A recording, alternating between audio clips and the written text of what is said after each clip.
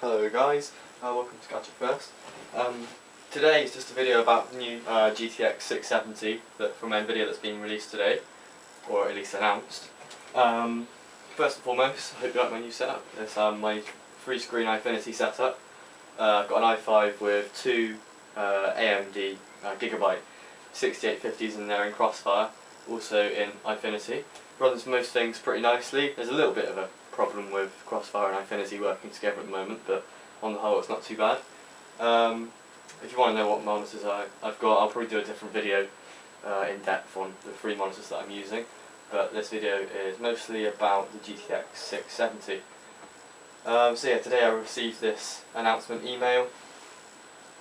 They say nVidia today launched the third GPU based on its next generation Kepler graphics architecture, which is what the GTX 680 and 690 also use, the 690 being two 680 GPUs on one card. So it's using nVidia's 28nm architecture. It's basically it's going to use less electricity than previous generations, and should also be a bit more powerful and cooler as well. So let's get into what manufacturers are going to be using this card. Asus, EVGA, GameWard, Gigabyte, Inno3D, KFA2, MSI, Palette, Point of View, PNY and Zotac are all going to be selling GTX 670 cards. And according to nVidia themselves, where is this bit?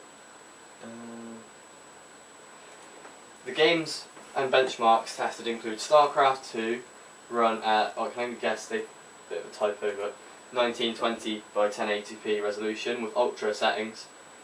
So the Radeon 7950 scored 41.1 frames a second, while the GTX 670 scored 62.3. That in Unigine Heaven. So that's the benchmark that a lot of people use for DirectX 11 based cards. So that's quite a big difference. This card's going to retail starting at £329, including VAT. That's a really good competitor. This is going to absolutely crush the Radeons, I think. Which is a shame, because when they came out, they were really well reviewed and well received.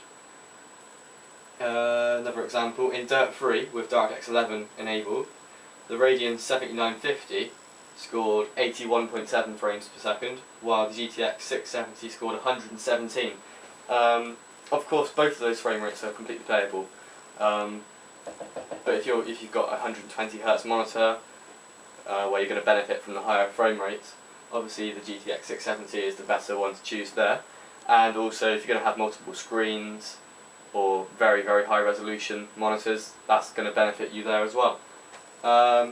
Comparing the TDP of 200 watts for the 7950 versus the 170 watts on the GTX 670, that's also really quite significantly less power being used than the AMD competitor. So it looks to be a really good card that I think is going to be really successful.